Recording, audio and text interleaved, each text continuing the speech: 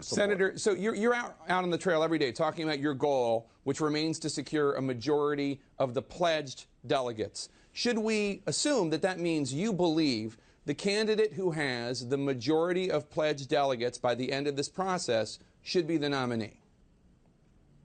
This is what I believe. I believe if we, and look, I am good at arithmetic, and I understand that it is a very, very uphill fight to go from 46% where we are today to 50% in the 9 remaining contests. I got that. But the other point, and we're going to try, California obviously is the big race that remains. We think we have a chance to do very well in California and in New Jersey, etc.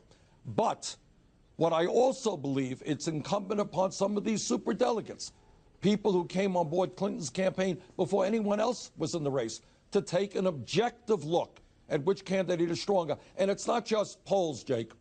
Democrats and progressives win when there is a large voter turnout. Republicans win when people are demoralized and don't come out to vote.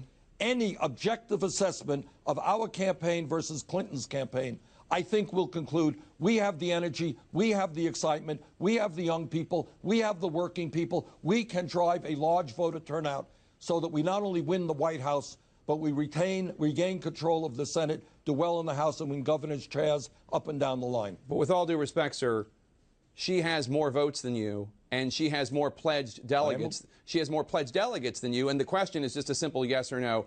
Should the candidate with the most pledged delegates at the end of the process, June 7th, after New Jersey and California, the last contests, should the person with the most pledged delegates be the Democratic nominee?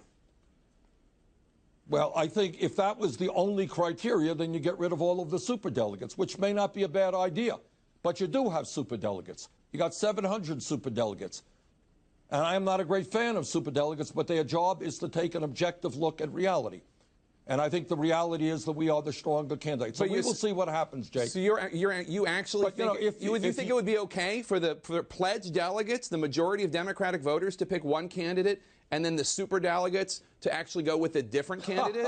You're not suggesting that. Well, it's very funny. It's very funny that you asked me that question when you had 400 pledged delegates come on board Clinton's campaign before anyone else was in the race. That's called an anointment process. That's called the establishment talking. That's called the big money interests saying, this is who we want to be president. We are where we are right now. Yeah, and where we are right now, Jake. Right.